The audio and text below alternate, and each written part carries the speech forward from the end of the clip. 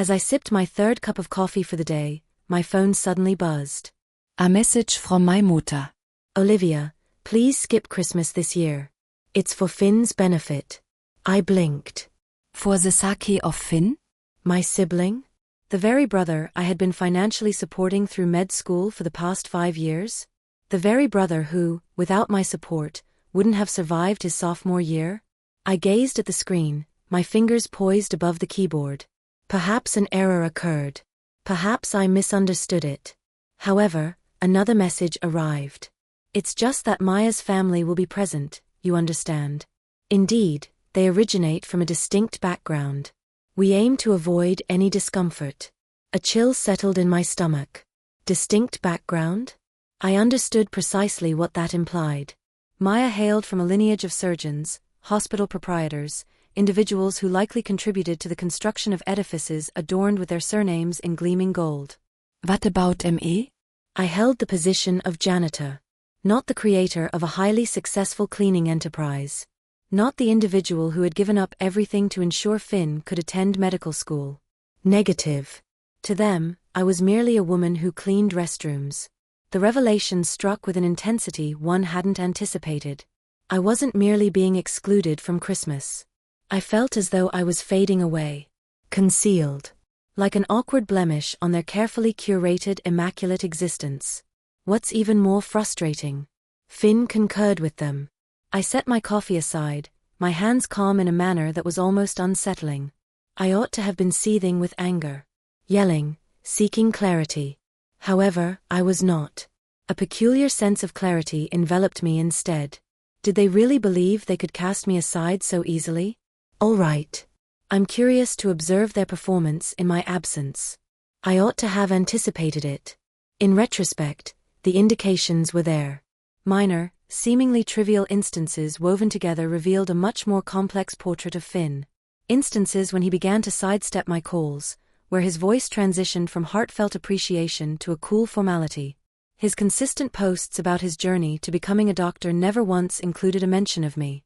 Yet, I chose to overlook them. Due to my deep affection for my brother. I believed that love was about unwavering support, regardless of the circumstances. I acknowledge my mistake. The initial jolt of reality struck during Thanksgiving, merely a month prior to the Christmas treachery. I had toiled through a demanding 70-hour week and just managed to arrive at dinner on schedule, still dressed in my work attire. Black slacks paired with a crisp white button-up, the sort of polished outfit I donned for meetings with elite corporate clients. Finn, in the meantime, was looking sharp and ready to make an impression. An impeccably fitted blazer, refined footwear, a luxurious timepiece. The type of extravagant timepiece that seemed out of reach for someone living on a student budget. I hardly had a moment to settle in before one of my aunts, always the inquisitive type, turned to him with a radiant smile. Finn, my dear, please share with us what your school is like.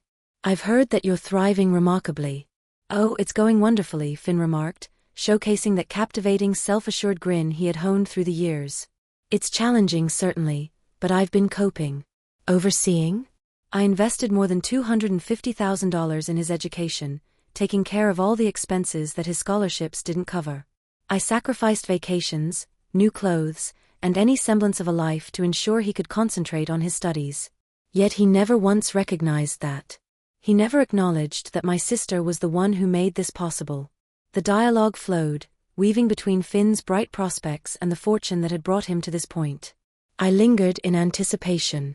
At some point, someone would surely acknowledge Olivia, saying, "Wow, you're incredible for assisting him." However, they did not. Nor did he. Instead, my mother faced me with a somewhat uncomfortable smile. "So, how's everything going with your cleaning business, dear?" My cleaning enterprise? It was an adorable little side venture. I wasn't employing a workforce of 80 individuals. I hadn't constructed it from the very beginning. I forced a smile. Things are progressing nicely. We have successfully secured a contract with 2 hospitals. Oh, she remarked, hardly acknowledging my words before redirecting her attention to Finn. Darling, once you become a doctor, you might want to consider working at a hospital connected to Maya's family. That would be an incredible chance. And just like that, I faded into the background once more. As soon as Maya stepped into the scene, Finn began to transform rapidly. Initially, I felt a sense of joy for him. Maya possessed intelligence, compassion, and the potential to excel as a doctor. Yet, a change occurred. Out of nowhere, Finn became consumed with his own life, too preoccupied to connect, too occupied to reach out, too distracted to recognize my presence. It was truly unfortunate when I unexpectedly encountered them. As the evening wore on, I found myself finishing a meeting in the heart of the city. I emerged from the cafe and spotted them on the other side of the street, sharing laughter, intertwined fingers, embodying the essence of a dynamic duo. I was on the verge of calling out to him, but then my gaze fell upon it. The transformation of his expression the moment he caught sight of me. In an instant, his smile vanished. The following moment, sheer panic. He seized Maya's hand and yanked her into the restaurant with such urgency, it felt as if I were wielding a blade. I stood still. Did he really just act like he didn't notice me? It was a deeply embarrassing experience. I attempted to dismiss it, convincing myself that perhaps he was simply hurried. Yet, I was aware. It was clear to me that something was amiss. Then the phone rang, and it was my mother. The ultimate realization that I had become nothing more than a burden to them now. I reached out to Finn right away. He didn't answer, so I sent him a message. Did you ask Mom to take me off the Christmas guest list? The dots emerged, then vanished, only to reappear once more, and ultimately, it's a complex situation, Liv. You simply wouldn't get it. I wouldn't grasp it? The child I cradled in my embrace at the moment of his arrival? The young lad I nourished while our guardians were preoccupied? The boy around whom I literally constructed my entire existence, he believed? I can't grasp that. I clutched my phone with such intensity that my knuckles became pale. I might have let out a scream. I might have reached out to him, insisted on a response, insisted that he recognize all I had sacrificed for him. However, I chose not to. Instead, I inhaled deeply, placed my phone aside, and grabbed my laptop. Now, I had a plan. What about Finn? He was completely unaware of what lay ahead. I found myself wide awake throughout the night. I reclined in bed, gazing at the ceiling, my thoughts looping through each instance of betrayal like an unending film reel. How Finn had brushed me off. My mother had nonchalantly wiped me from Christmas, treating me like a blemish on the family legacy. The manner in which Finn concealed me, as if I were something to be embarrassed about. For years, I had been the one sustaining him. Every tuition bill, every rent payment, every urgent call when he found himself short on cash, I had taken care of it all. As he immersed himself in studies, social events, and the persona of a rising physician, I was dedicating myself to 16-hour days, navigating contracts, managing payroll, and ensuring my team had stable employment. I was more than just his sister. I had been his source of support. And he believed he could simply sever ties with me now? That I had lost my value? That he could construct his future upon my sacrifices and act as though I were invisible? Certainly not. I propped myself up, my heart racing. If Finn and my parents wished for my absence, if they wanted to act as though I were merely a common janitor, so be it. Yet, they were on the brink of discovering precisely the consequences of turning against those who nurture you. I had no intention of doing anything for him ever again. As the first light of dawn broke, I found myself at my laptop, meticulously reviewing my finances. I sensed that Finn was far too at ease. He was completely unaware of the demands required to sustain his place in medical school. I had made it far too simple for him. He neglected to verify his tuition payments. He remained unfazed by the rent. He was completely unaware of the significant amount of money that transferred from my account into his existence. That was on the verge of transformation. First, halt all upcoming tuition payments. Next, remove yourself as the guarantor on his student loans. Step 3, discontinue the monthly support I had been providing for his living expenses. In under an hour, everything was effortlessly brought to a halt with just a few clicks. The protective barrier I had carefully constructed for Finn over the years disappeared. The scene was already vivid in my mind. Finn glanced at his student portal, noticing that his tuition remained unpaid. The initial frantic email to the school. The sudden awareness that his enrollment hung in the balance without that payment. I desired for him to experience it. I required him to experience it. The burden of obligation. The overwhelming dread of uncertainty loomed over him, as he grappled with the possibility of being unable to continue his education. The very same burden I had borne for years. Yet, I found myself bearing it for him now. Now, it was his moment to shine. Finn had crafted his whole persona around the idea of being the self-made future doctor. The diligent medical student who achieved success through skill and unwavering determination. That was untrue. I had served as his bank. His cushion of security. The network that backs him up. I had carried his success on my shoulders. I had reached my limit. I would no longer allow him to claim what was rightfully mine. Oh, I didn't require retribution through boisterous allegations or theatrical face-offs. I simply required the truth to be irrefutable. I logged into Facebook, Instagram, LinkedIn, and every other social media platform where Finn had meticulously crafted his flawless image, and I shared, proud moment as my company Clean Source Inc. celebrates its 8th anniversary. From humble beginnings, I embarked on this journey, and now we have blossomed into a thriving enterprise that offers secure employment to more than 80 individuals. This business has been more than just a source of support for me over the years. It has provided for my family. It has enabled my younger brother Finn to chase his dream of attending medical school free from financial burdens. Each late-night shift, each additional contract I accepted, every effort was justified by witnessing his triumph. Sending him best wishes as he embarks on his academic journey. I clicked the publish button. Free from resentment. No explicit mention. Only the facts. Jede fest, instant. The initial response arrived in mere minutes. Hold on, Olivia, you covered Finn's school fees. I was under the impression that he had received scholarships. Next, another one. Oh, Finn never brought this up. That's truly remarkable, Olivia. And yet another. It seems that dedication isn't a trait that comes naturally to everyone. It's constructed upon your strength. A smile graced my lips. Allow the universe to piece together the puzzle. Allow Finn to articulate the reasons behind his failure to recognize the sister who had supported his aspirations. The meltdown arrived sooner than expected. The initial call arrived precisely at noon. Finn. I allowed it to ring. The subsequent call came an hour later. My mother. I chose to overlook it. After the third call, Finn decided to leave a voicemail. His voice lacked anger. It was a dire situation. Olivia, I'm unsure about the situation, but I've just received a notice from school. The payment for my tuition remains outstanding. I considered you, I'm not sure, perhaps there's been an error. Please return my call when you have a moment. I did not. As darkness fell, the messages began to arrive. Finn, live, immunity. I would like to have a conversation with you. Finn, what's going on? My tuition wasn't paid. Finn, your mom mentioned that you shared something on Facebook. What on earth? Finn, Olivia, I implore you. This is not amusing.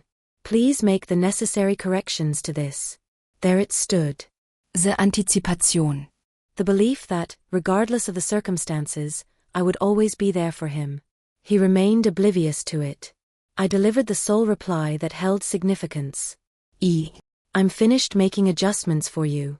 Stillness. Hold on a moment, Finn. What does that signify? I chose not to respond. I had no need to. The following morning, I perused my email. As expected, Finn received a final notice from his university regarding his outstanding tuition fees. He had a fortnight to settle the debt, or he would be out on the streets. I found myself pondering how he intended to navigate this new chapter alone. As the week drew to a close, Finn found himself fully immersed in damage control efforts. He shared an exaggerated and insincere Instagram caption about the challenges of medical school, claiming that genuine passion makes the sacrifices worthwhile. He conveniently omitted the individuals who had been making those sacrifices. He attempted to connect with his extended family, feigning that his tuition problem was merely a banking mistake. And then he committed the gravest error of all. He reached out to Maya's family, hoping they would come to his rescue. It all went wrong in a dramatic fashion because Maya's mother, the very woman Finn had been attempting to win over, had once worked as a janitor. She had climbed the ladder, just as I have. When Maya learned of Finn's actions towards me, how he had wiped away my contributions and was too embarrassed to acknowledge that his achievements were founded on his sister's sacrifices, she ended things with him. In a public manner. just moments before their grand Christmas feast. In an instant, Finn found himself not merely facing financial loss, but on the brink of losing it all.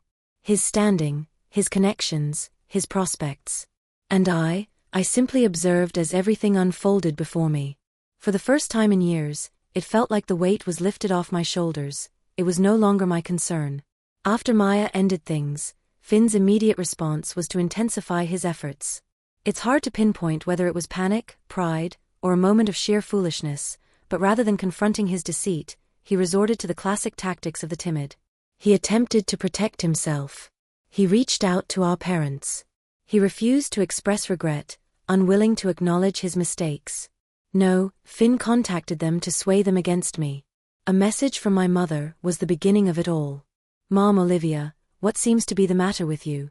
Your brother is facing difficulties, and you chose to walk away." I hardly had a moment to express my exasperation before yet another one arrived. "Mom, after all we've sacrificed for you, is this really how you choose to treat your family?" I chuckled.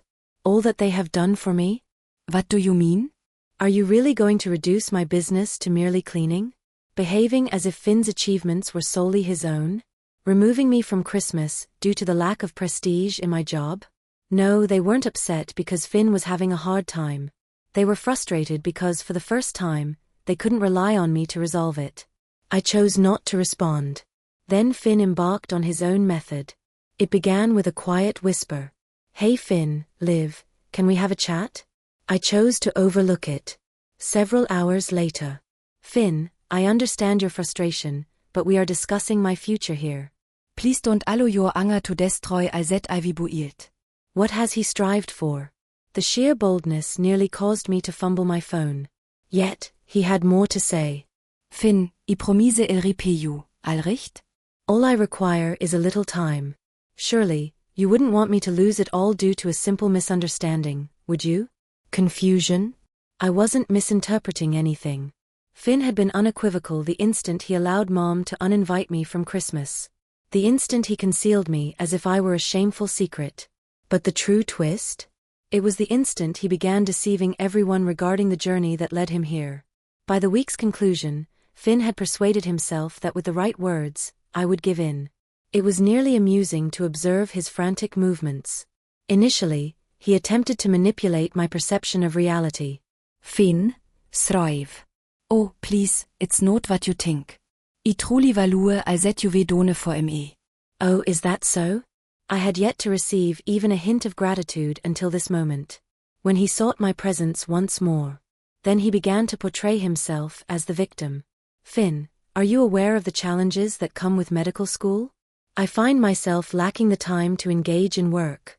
If I lose my enrollment, all these years will have been in vain." Oh, so now there were worries about time and money? Haha, that's amusing. Because those issues didn't matter when he was indulging in designer watches and weekend getaways with Maya using my money. What happens when those options fail to deliver? He attempted to intimidate me. "Finn, you are about to make a significant error. This family is falling apart because of you." I genuinely found that hilarious. Destroying the family? Because I chose not to support his lifestyle any longer, as I wasn't prepared to allow him to act as if I were invisible while still reaping the rewards of my sacrifices? Absolutely not, Finn. I wasn't destroying the family. I was finally allowing them to experience life in my absence. What's the deal with Finn? He craved admiration. For years, he had crafted his whole persona around being the golden boy. The captivating, driven individual destined for a medical career, who has risen through relentless effort. What comes next? Individuals began to understand that it was a falsehood. The responses beneath my posts continued to pour in. It's surprising that Finn never mentioned Olivia covered all the expenses. That's really unfortunate. It certainly raises questions about what other truths may have been distorted. Olivia, you are truly remarkable. Finn ought to feel a sense of gratitude. Which one stands out as the finest? So Finn's been showing off on Instagram using his sister's money? Awkward. It's likely you've noticed them, as just 2 days later, Finn acted precisely as I anticipated. He attempted to reshape the story. A fresh update has surfaced on his Instagram. Achievement isn't determined by your beginnings. It's all about the destination you reach. I've encountered obstacles, yet I've consistently pushed through. Dedication and perseverance will ultimately lead to success. The caption was oozing with a sense of moral superiority. There is no reference to my presence. There was no indication of how he had arrived at this point. Simply ambiguous, theatrical nonsense intended to portray himself as the aggrieved party. What about the comments? Not quite the outcome he envisioned. Dedication and effort? Hey, didn't your sister cover the costs of your whole degree? Did you persist? Are you saying Olivia worked hard while you claimed the recognition? Come on, just express your gratitude to your sister instead of behaving this way. It was magnificent. However, Finn?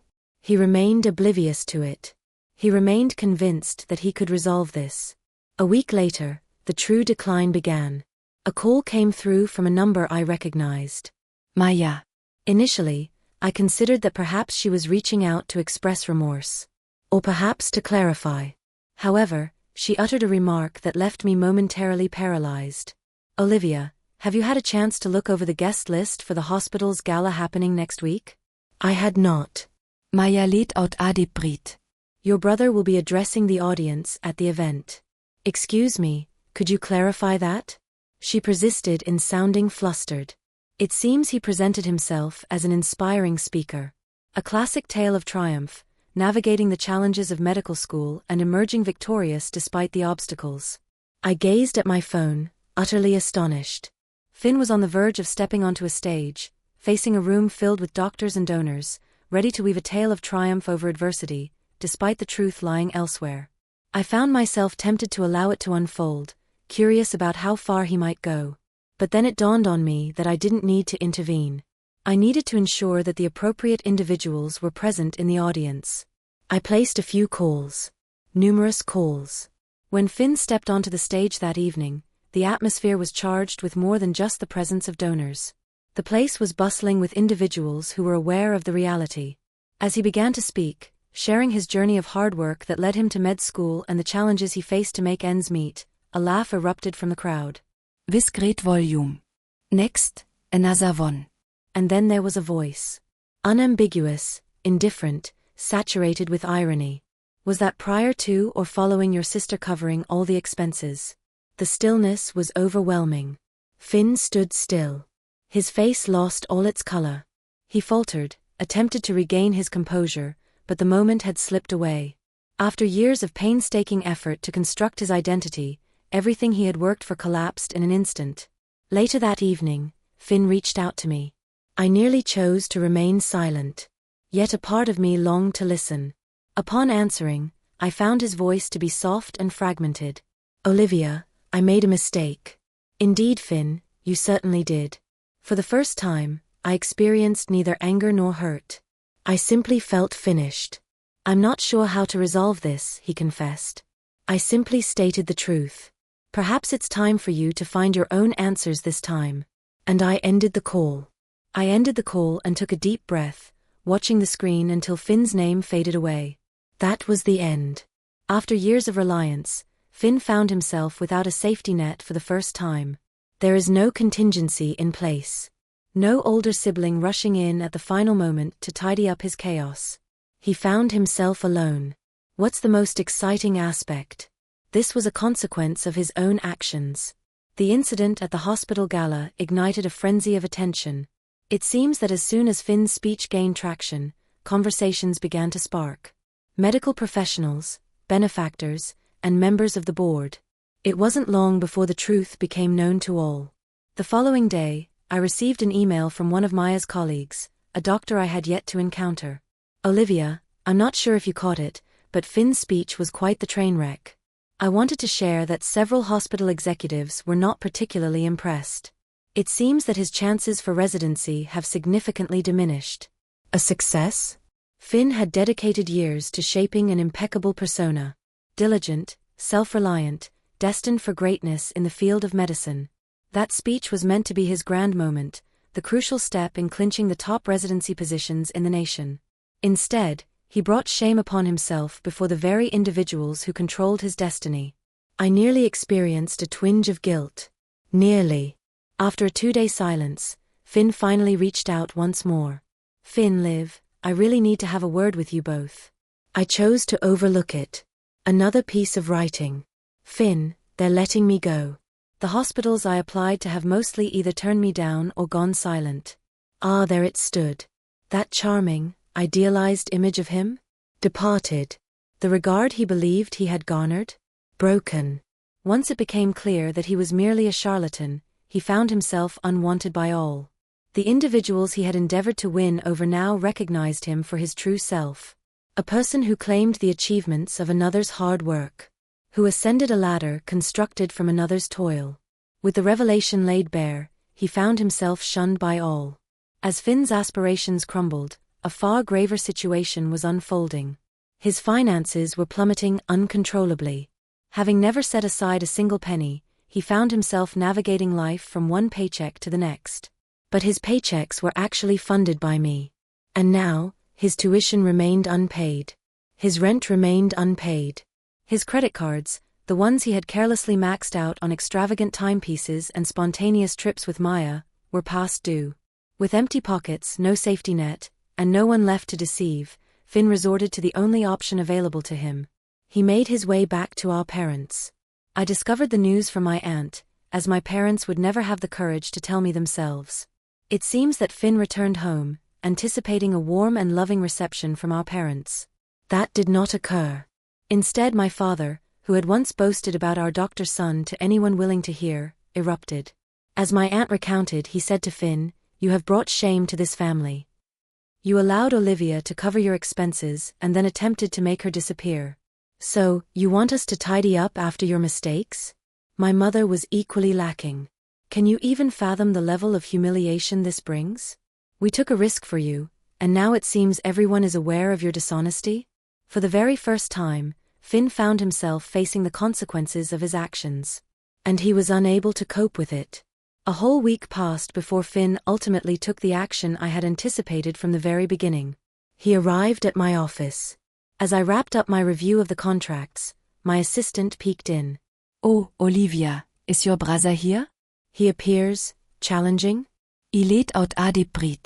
Absolutely, he was. I cast a quick look at the security camera feed.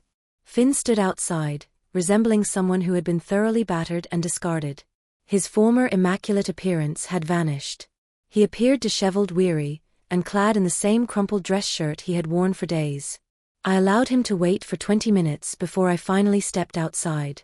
As I approached him, Finn's gaze met mine with an intensity that suggested I was his final hope.